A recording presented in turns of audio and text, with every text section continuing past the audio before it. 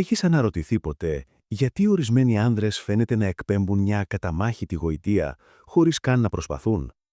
Δεν είναι το ακριβό αυτοκήρυτο, ούτε οι τέλειες ατάκες φλερτ που βλέπεις στις ταινίες.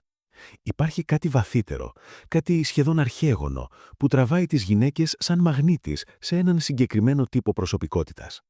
Σήμερα θα μιλήσουμε για την ψυχολογία πίσω από αυτή την έλξη και πώς η αρχαία φιλοσοφία του στοικισμού κρατά το κλειδί για να γίνεις ο άνδρας που κάθε γυναίκα σέβεται και επιθυμεί να έχει δίπλα της. Καλώς ήρθας στην παρέα μας. Αν είσαι εδώ, σημαίνει ότι αναζητάς κάτι παραπάνω από επιφανειακές συμβουλές. Ψάχνεις μια αλλαγή που ξεκινά από μέσα σου. Πριν βουτήξουμε στα βαθιά της ανδρικής ψυχολογίας, θα ήθελα να σε προσκαλέσω να γίνεις μέρος της κοινότητάς μας κάνοντας μια εγγραφή. Εδώ μοιραζόμαστε αλήθειες που βοηθούν κάθε άνδρα να βρει την καλύτερη εκδοχή του εαυτού του, με ηρεμία και αυτοπεποίθηση. Ας ξεκινήσουμε με μια ιστορία που ίσως σου φανεί οικία. Φαντάσου έναν άνδρα σε ένα γεμάτο δωμάτιο. Δεν είναι ο πιο θορυβώδης, δεν προσπαθεί να τραβήξει την προσοχή πάνω του, ούτε δείχνει αγχωμένος για το τι πιστεύουν οι άλλοι. Υπάρχει μια ήρεμη δύναμη γύρω του. Όταν του μιλάς, σε κοιτάζει στα μάτια και νιώθεις ότι είναι πραγματικά εκεί, παρόν στη στιγμή. Αυτός ο άνδρας δεν αντιδρά σπασμωδικά στα συναισθήματά του. Αν κάτι πάει στραβά, παραμένει ψύχρεμος. Αυτός είναι ο στοικός άνδρας της σύγχρονης εποχής. Και αυτός ο άνδρας είναι που το 99% των γυναικών βρίσκει υποσυνείδητα ελκυστικό. Γιατί όμως συμβαίνει αυτό? Η ψυχολογία της έλξης βασίζεται σε μεγάλο βαθμό στο αίσθημα της ασφάλειας και της σταθερότητας. Μια γυναίκα, σε ένα συναισθηματικό επίπεδο, αναζητά έναν βράχο. Όχι κάποιον που είναι ανέστητος, αλλά κάποιον που μπορεί να διαχειριστεί το χάος του κόσμου χωρίς να λυγίσει. Ο στοικισμός μας διδάσκει ακριβώς αυτό. Τον διαχωρισμό ανάμεσα σε αυτά που μπορούμε να ελέγξουμε και σε αυτά που δεν μπορούμε. Όταν ένας άνδρας σταματά να παραπονιέται για την κίνηση, για τον καιρό ή για τις αποφάσεις των άλλων, εκπέμπει μια σπάνια αυθεντικότητα. Δείχνει ότι η ευτυχία του και η εσωτερική του γαλήνη δεν εξαρτώνται από εξωτερικούς παράγοντες. Αυτή η αυτονομία είναι το απόλυτο αφροδισιακό. Σκεφτείτε το εξής. Πόσες φορές έχουμε δει άνδρες να γίνονται πιεστικοί ή απελπίστευτοι όταν μια γυναίκα δεν απαντά αμέσως σε ένα μήνυμα? Αυτό πηγάζει από μια εσωτερική ανασφάλεια, μια ανάγκη για επιβεβαίωση. Ο στοικός άνδρας όμως γνωρίζει την αξία του. Καταλαβαίνει ότι η αξία του δεν καθορίζεται από την αποδοχή ή την απόρριψη κανενός. Αυτή η έλλειψη ανάγκης, neediness, είναι που τον κάνει να ξεχωρίσει. Όταν δεν κυνηγάς απελπίστρα την προσοχή, γίνεσαι ο ίδιος το κέντρο βάρους. Η έλξη δεν είναι κάτι που επιβάλλεις, είναι κάτι που προκύπτει ως αποτέλεσμα του ποιος είσαι. Συχνά κάνουμε το λάθος να πιστεύουμε ότι για να ελκύσουμε κάποια πρέπει να δείξουμε πόσο σημαντικοί είμαστε. Μιλάμε για τα επιτεύγματά μας, για τα χρήματά μας ή προσπαθούμε να εντυπωσιάσουμε με εξωτερικά γνωρίσματα. Όμως η αληθινή σύνδεση χτίζεται στην ηρεμία. Ο Επίκτητος έλεγε ότι έχουμε 2 αυτιά και 1 στόμα για να ακούμε διπλάσια από όσο μιλάμε. Ένας άνδρας που ξέρει να ακούει, που δίνει χώρο στην άλλη πλευρά να εκφραστεί χωρίς να την κρίνει ή να προσπαθεί να τη διορθώσει αμέσως, δημιουργεί έναν μαγικό δεσμό.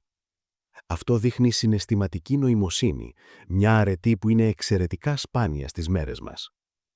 Ας μιλήσουμε λίγο για την αυτοπεποίθηση. Πολλοί την μπερδεύουν με την αλαζονία. Η αλαζονία είναι μια μάσκα που φοράει ο φόβος. Η αληθινή αυτοπεποίθηση, η στοική αυτοπεποίθηση, είναι η απόλυτη αποδοχή του εαυτού σου, με τα καλά και τα κακά του. Είναι η γνώση ότι ό,τι και αν συμβεί, εσύ θα είσαι εντάξει. Όταν μια γυναίκα νιώθει ότι δεν την χρειάζεσαι για να ολοκληρωθείς, αλλά την επιλέγεις επειδή την εκτιμάς, η δυναμική αλλάζει πλήρως. Της δίνεις την ελευθερία να είναι ο εαυτός της και δεν υπάρχει τίποτα πιο ελκυστικό από έναν άνδρα που προσφέρει ασφάλεια και ελευθερία ταυτόχρονα. Πολλοί άνδρες πέφτουν στην παγίδα του να είναι πολύ καλοί, the nice guy syndrome, καταλήγοντας να καταπιέζουν τις δικές τους ανάγκες για να ευχαριστήσουν τους άλλους. Αυτό όμως δεν είναι αρετή, είναι φόβος απόρριψης. Ο στοικισμός σε διδάσκει να έχεις αρχές.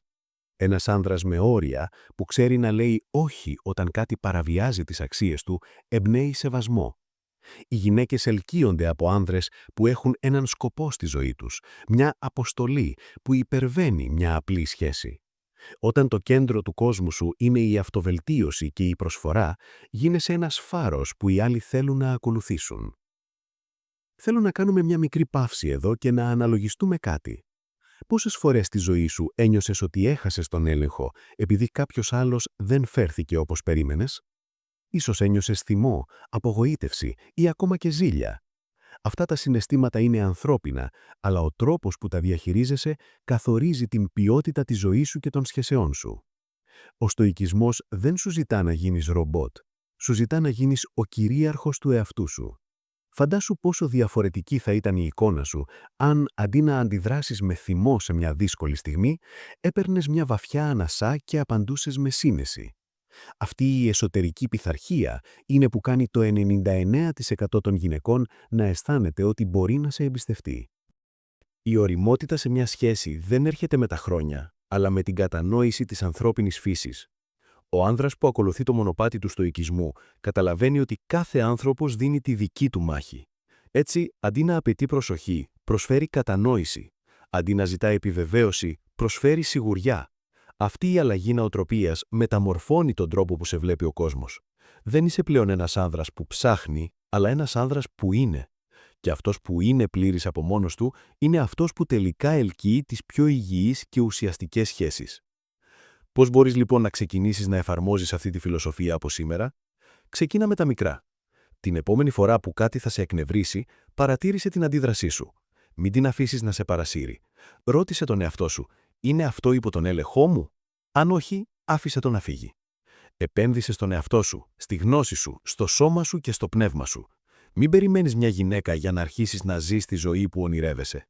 Χτίσε το κάστρο σου και η κατάλληλη σύντροφος θα θελήσει να γίνει μέρος του. Η αυτοπεποίθηση χτίζεται μέσα από τις δυσκολίες. Μην τις αποφεύγεις. Κάθε πρόκληση είναι μια ευκαιρία να δείξεις στον εαυτό σου ότι μπορείς να παραμείνεις ακλόνητος. Αυτή η αίσθηση αυτοκυριαρχίας είναι που θα καθρεφτίζεται στα μάτια σου, στη φωνή σου και στη στάση του σώματός σου. Δεν χρειάζεται να πεις πολλά, η παρουσία σου θα μιλάει από μόνη της. Και πίστεψέ με, οι γυναίκες έχουν μια απίστευτη ικανότητα να διαβάζουν αυτή την ενέργεια από απόσταση. Κλείνοντας, θα ήθελα να θυμάσαι ότι ο στόχος δεν είναι να κερδίσεις κάποια γυναίκα χρησιμοποιώντας κόλπα. Ο στόχος είναι να γίνεις ένας άνδρας με τέτοια εσωτερική αξία που η παρουσία σου να είναι δώρο για όποιον βρίσκεται γύρω σου. Η έλξη είναι η φυσική συνέπεια ενός άνδρα που σέβεται τον εαυτό του και τους άλλους, που παραμένει ψύχρεμος στις καταιγίδες και που βαδίζει με σκοπό. Σε ευχαριστώ που έμεινες μαζί μου μέχρι το τέλος.